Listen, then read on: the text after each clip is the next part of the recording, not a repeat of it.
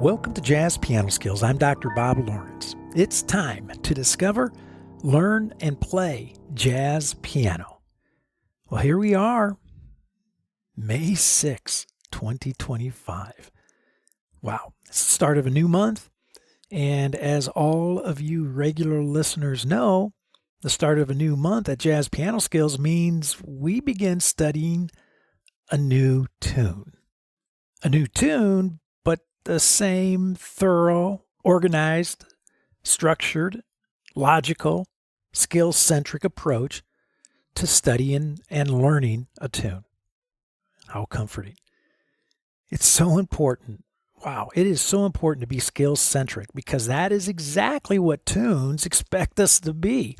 In fact, it doesn't take long when trying to learn a tune to discover the importance of having a command of skills. Tunes have a funny way. They have a funny way of illuminating our weaknesses very quickly. You know, once we realize the importance of having a physical command of essential jazz piano skills, we quickly want to know, what are the essential skills? Well, to help us catalog essential jazz skills, we here at Jazz Piano Skills, we like to organize them into four pillars of music. Number one, harmony, which is our ability to play the sounds of music using various voicing approaches, blocks, shells, two-handed structures, and our ability to recognize and understand harmonic function. Another pillar, melody. It's our ability to hear, determine, and properly articulate melodies and phrases, which of course requires mature technique, which of course requires good fingerings. We lump all of that under our study of melody. Another pillar, improvisation. Our ability to correctly determine chord scale relationships so that we can play the sounds of music using the correct shapes for each chord. Shapes being arpeggios and scales, ascending and descending. And our fourth pillar, rhythm. Our ability to play authentic jazz rhythms, which of course is dependent upon our command of the most important skill of all, time. Yep, makes no difference what tune you want to play. If you are incapable of executing the essential jazz piano skills I just mentioned with proficiency, you don't have to worry about playing tunes because you can't. Brutal fact, right? But very true. And that is why at Jazz Piano Skills we use tunes to illuminate the skills, right? Especially what I like to call the grunt work skills needed to play jazz piano. And then we attack those skills. We start with a new tune every month in order to gain new perspectives on the essential jazz piano skills. Different tune, right? Same skills, but a new perspective. A new perspective of essential jazz piano skills through a harmonic analysis. A new perspective of essential jazz piano skills through a melodic analysis. A new perspective of essential jazz piano skills through improvisation development, and the inclusion of a rhythm challenge within each of these new harmonic, melodic, and improvisation perspectives. Speaking of rhythm challenges, I am super pumped. I'm super thrilled to announce that I just released a new jazz piano skills program called Rhythm Challenge. Of course, I'm kind of getting my feet wet and learning as I go here, but I'm really excited about this because the number one reason people have difficulty playing music, playing melodies, improvising, is because, how shall I say it? They are rhythmically challenged. Or I could be more direct. I could be more direct and to the point and say that they suck at playing rhythm. But you know what? I'm not going there. I'm not going to say that. I'm going to remain politically correct and say rhythmically challenged. So the game plan is to release a new rhythm every day. A new rhythm every day to challenge yourself with your rhythmic skills, right? One sound, one chord, one measure, and one rhythm every day. That's it, right? Nothing more. I love it. One, one, one, one. One sound, one chord, one measure, one rhythm every day. As pianists, we can practice playing the rhythm, right, harmonically, comping, and we can practice it melodically, improvisation. And the rules of the daily rhythmic challenge are actually pretty simple. Number one, you have to play the rhythm in time. So you have to use a backing track, a drum machine, or a metronome. But it must be played in time. Now, I'm publishing the rhythm in addition to YouTube. I'm publishing it at the Jazz Piano Skills website as well, along with the backing track that I'm using in the video published on YouTube. So you can use your own backing track if you want, but if you don't have access to a backing track, I would just encourage you to go to Jazz Piano Skills website, and on the homepage you'll see the button and the link that takes you to the rhythm challenge page that will keep track of all the daily rhythm challenges, as well as the backing track for each rhythm challenge. The second rule, when playing the rhythm melodically, you must use all four notes of the chord: the root, the third, the fifth, and the seventh. And this is for a couple of reasons. Number one, it will force you to move the hand. And number two, it will help you to begin to see the chord, the harmony, right? The chord, help you see it melodically. And that's huge. You need to be able to see harmony melodically. So I want you using all four notes of the chord when playing the rhythm improvisationally. Now you can shuffle the notes of the chord, the root, third, fifth, and seventh. You can shuffle it any way you want. That's the whole point. Be creative with it as you play the rhythm that you're confronted with. So I would say that if you're not a subscriber to my YouTube channel, which is really kind of funny, right? My son said to me today, "Dad, you won't believe what happened to me." And I said, "What happened to you?" And he said, I guess a kid at school approached him and had one of my YouTube videos up on his phone and said, "Is this your dad?" And of course, he denied that it was, but nevertheless, it was kind of interesting. No, I actually think he did admit that I was his father, so that's nice to know. But anyway, I thought that was hilarious. But anyway, I would say to you, go to my YouTube channel, subscribe when you have a moment, and that way you will be notified whenever I drop a new rhythm challenge, right? Every day. So I cannot begin to encourage you enough, right? I can't encourage you enough to begin thinking about practicing rhythm seriously on a daily basis. It is by far, and I mean by far, the number one reason why people never develop the musicianship that they are hoping to develop. All right, so back to how we attack developing the essential jazz skills by studying a tune harmonically, melodically, and improvisationally. These distinct musical camps, as I like to say, allow us to conceptually organize and methodically practice essential jazz skills. But that is the key. How do we practice these essential jazz skills? It's a very important question. And as you know, especially if you have been listening to Jazz Piano Skills for some time, that everything, and I mean everything we do in music, must begin with the right mindset, because it is our conceptual understanding that drives our physical development and ultimately determines how we approach our instrument and the music we play.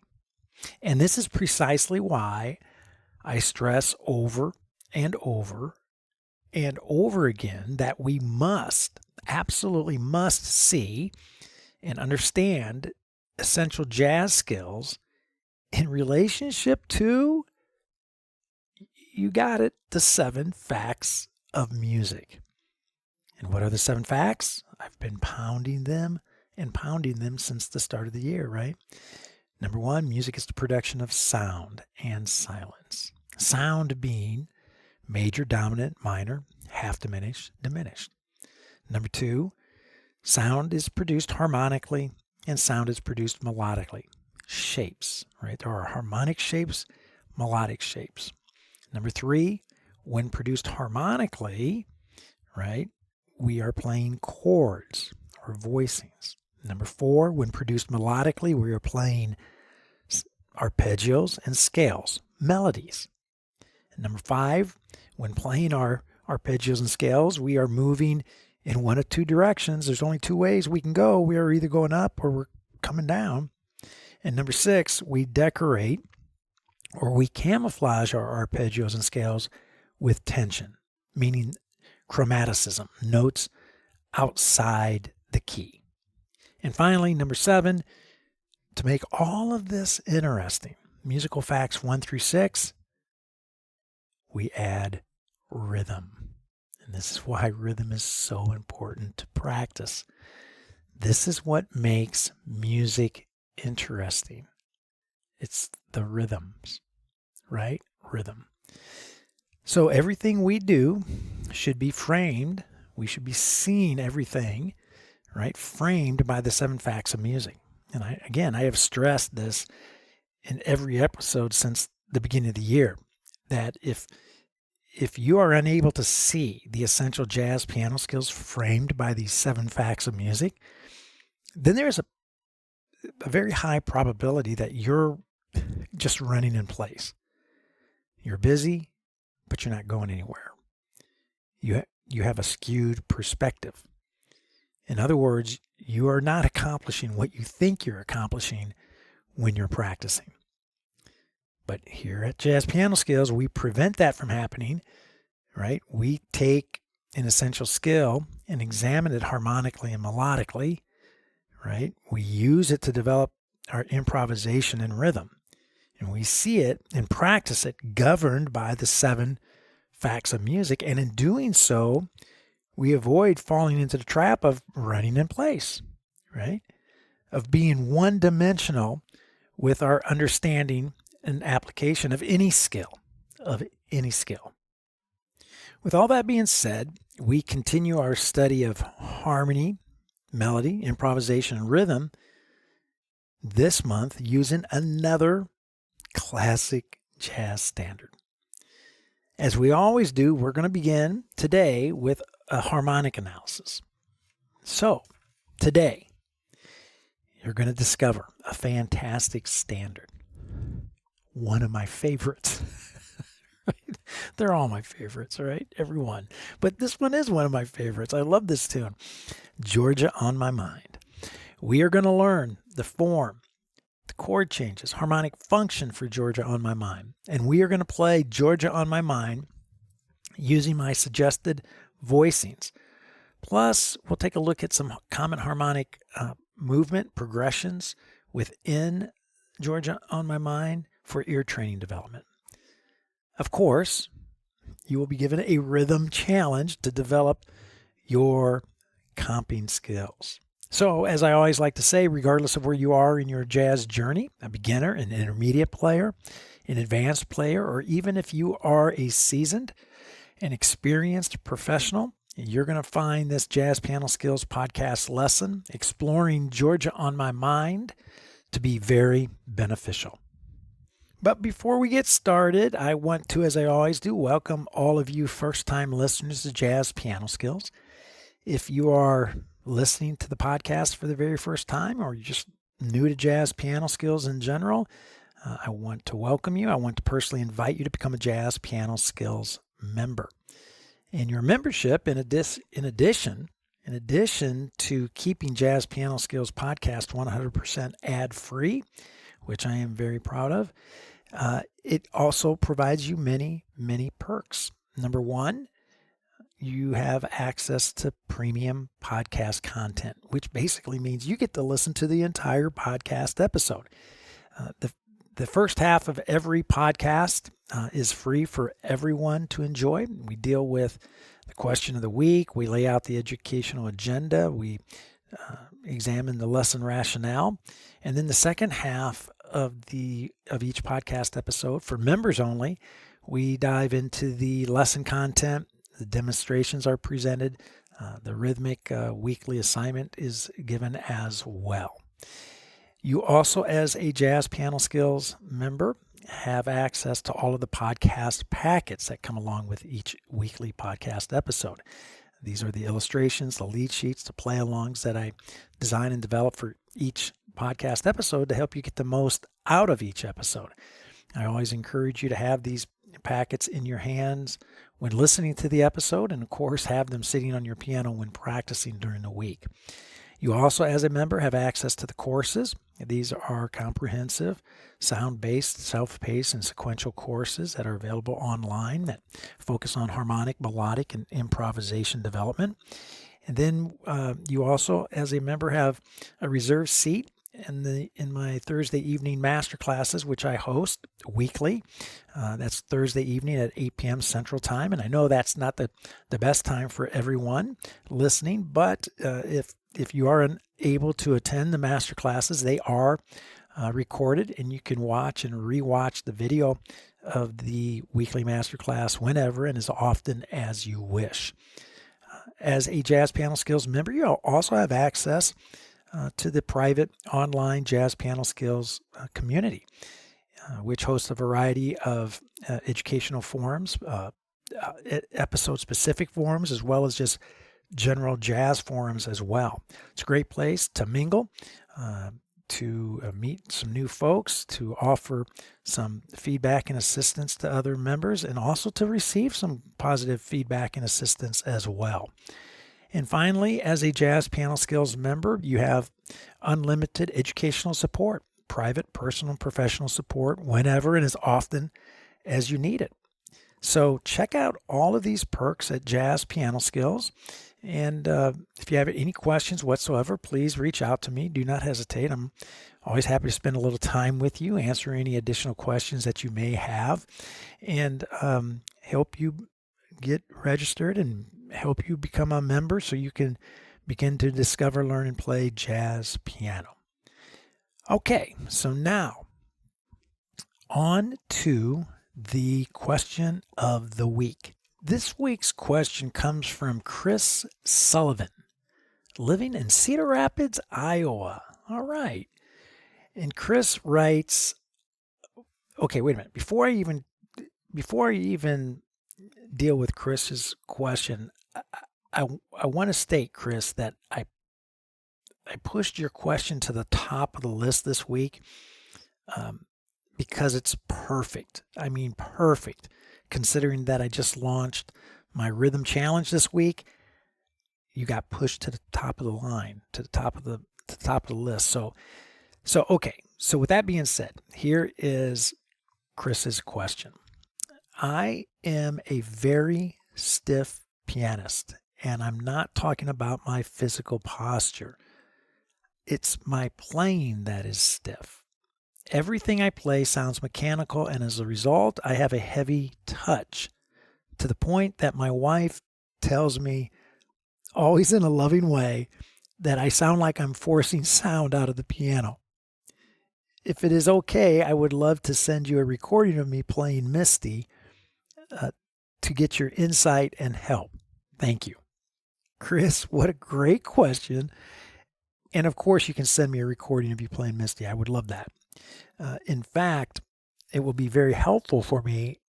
And even better yet, instead of just a recording, if you could make it a video recording, I will be able to actually see you, sitting at the piano as well. But without even seeing a video or hearing you play, I can tell you with great certainty that your issue is a rhythmic issue. And this is why I've pushed your question to the top of the list. Okay, a stiff sound, and ironically, as it is with a limp sound, a sound that, and when I mean a limp sound, a sound that establishes no sense of time. In other words, it's all over the map. It could be called a musical slop, right? So we have a stiff sound, we have a limp sound, and both are caused by a poor rhythmic command of time. So let's deal with your issue of, as you described it, a stiff sound. I bet you are approaching your interpretation of the melody of Misty very academically. And I bet you have meticulously counted out the entire melody. It's a tricky little melody, actually, but I bet you have methodically counted out the entire melody of the tune based on the lead sheet that you are reading it from. And FYI, if you're reading it from from a lead sheet, the melody on that lead sheet is written out. It's already stiff, right? It's already stiff. So if we take your stiffness and add it to the stiffness of the lead sheet, we come up with a simple math problem that is pretty easy to solve. Stiff plus more stiff equal very, very stiff. Okay? So, okay, back to you counting out the entire melody of the tune. I bet you have done this, and I bet you have been so meticulous that you have written in the counting below each note. I just bet that you've written in the counting below each note using a number 2 pencil, freshly sharpened, a number 2 pencil that you have sitting on your piano. I just bet. Now, your intentions are very admirable because you are approaching this with the mindset of, I'm going to do this right. I'm going to learn Misty. I'm going to play it the correct way. I'm going to play it as written, to which I would say, this is why you are stiff, right? This is why you come off playing melodies in a stiff manner. And melodies are actually meant to be played not mathematically correct. They're meant to be played with an elasticity that honors the boundaries established by time, but at the same time disguises the rigidity of time. Wow, let me say that again. Melodies are meant to be played with an elasticity that honors the boundaries established by time, but at the same time disguises the rigidity of time. In order for you to be able to do that, you must have what I call a rhythmic command of time. So with that being said, I have some good news for you, and I have some bad news for you. Let's start with the bad news. Bad news, without a rhythmic command of time, your playing will either be stiff, as in your case, or limp, as in the case of others. Either sound, stiff or limp, is not good. Now, the good news, you can gain a rhythmic command of time. So your question should be, how can I gain a rhythmic command of time? And the answer is, begin practicing rhythms and time. Next question, how do I practice rhythms and time? The answer, begin practicing my daily rhythm challenge. How cool is that? Every day, practice the rhythm, both harmonically and melodically, and focusing on producing a relaxed jazz articulation, elasticity, and you do this by not counting it when playing it. I'm going to say that again. You do this by not counting it when playing it. No number 2 pencil necessary. You can count it when analyzing it, but not when playing it. There's a difference. When playing, the goal is to feel it. Feel each pulse. Counts 1, 2, 3, and 4 internally. Do not count it. If you do, your playing will forever remain stiff. Chris, I hope this helps for now at least, right? Send me your video recording and I'll be able to offer some additional thoughts and ideas for you. But until then, be sure to subscribe, right, to my YouTube channel and begin receiving the daily rhythm challenge. You want to gain a rhythmic command of time, and the daily challenge, I promise, will help you accomplish this goal. It's a great question, Chris, and huge kudos, by the way, to your lovely wife for being able to gently and in a loving way provide you a positive and constructive feedback. Man, dude, you're a blessed man. All right, let's discover, learn, and play jazz piano. Let's discover, learn, and play the great standard Georgia on My Mind. Okay, as always, when learning any tune, as you all know, I approach it the same way. And again, genre makes no difference. It doesn't matter whether it's a jazz tune or coming from some other genre. It makes no difference. I go about learning the tune the same way. Number one, listen, and I listen a lot. I listen to various artists playing the tune from different genres, and this tune, Georgia on My Mind, is a great example of that. Artists from every genre possible, I think, has recorded this standard. I listen to vocalists, instrumentalists, and of course, I listen to pianists. Number two, I always dive into a tune harmonically first. I don't know, maybe that's because I'm a pianist, and harmony is a big part of piano playing, right? Playing chords. So I always dive into studying the form, the changes, the function, common movement, voicings. The very things that we are going to study today is what I attack when learning a tune harmonically. Then once I have a command of the harmonic skills, I'll turn my attention to melodic skills. I'll do a melodic analysis where I transcribe the melody, not from the lead sheet, Chris, not reading it from a lead sheet. I transcribe it. I poke it out. I highlight the phrases. I look at the various target notes within the phrases. I'll explore various treatments of the tunes, of the tune that I'm learning. Typically, the three standard treatments that you hear all the time: a ballad, bossa, swing. And then finally, once I have my harmonic analysis completed, my melodic analysis completed, I'll turn my attention to improvisation. I'll look at chord scale relationships.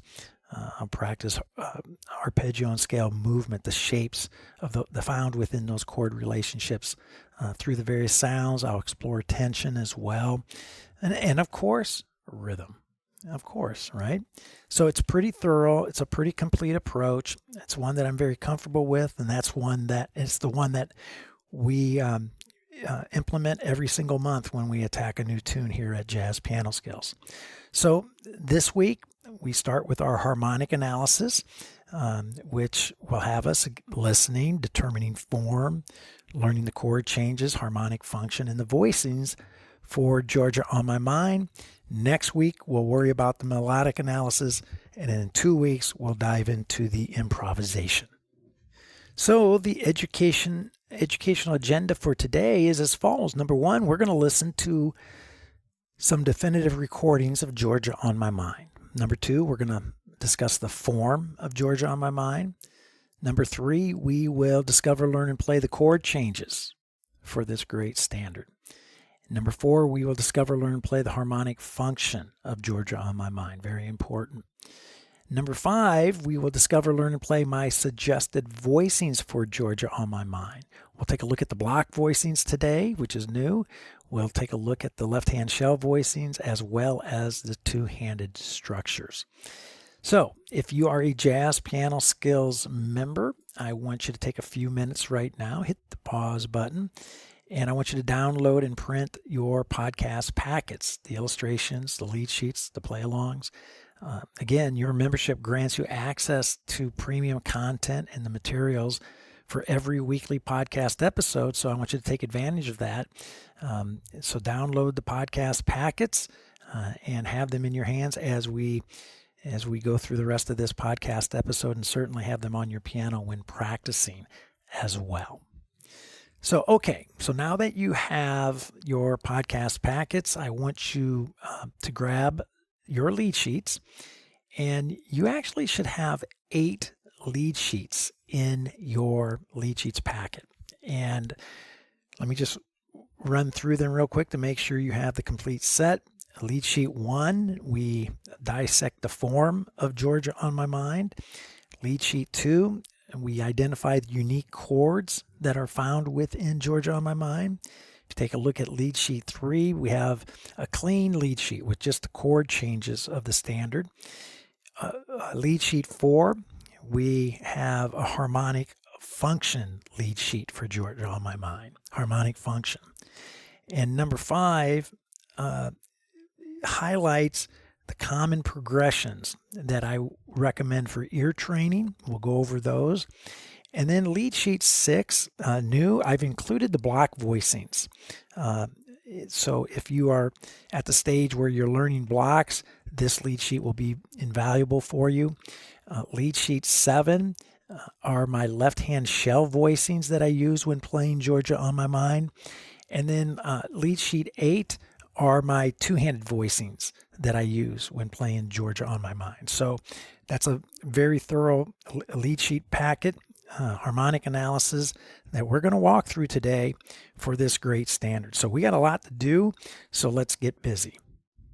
Now, typically at this time in the past, I would play a definitive recording of the tune Georgia on My Mind, but as you know, this year I've changed it up. I've decided to place my listening suggestions into the Jazz Piano Skills online community forums. And again, there are just a couple of reasons for this. One is I want to be able to suggest more than one tune each week. One rendition to check out. And number 2, I want to preserve as much time every week in each podcast episode for educational content. Okay, so I would head over to the community right now, spend some time listening to the recordings that I have provided links for. Check them out. Of course, you know there's going to be Ray Charles. That's the definitive recording of this tune that everybody knows, right? So that will be included, but some other goodies in there as well. So once you have listened to my recommended recordings, let's grab those lead sheets. Grab lead sheet 1, and let's take a look at the form of Georgia on My Mind, which is a standard form. Thank you for listening to Jazz Piano Skills. The remaining premium content of this episode is available to Jazz Piano Skills members at jazzpianoskillspodcast.com. Visit jazzpianoskills.com to learn more about membership privileges and become a Jazz Piano Skills member. Thank you.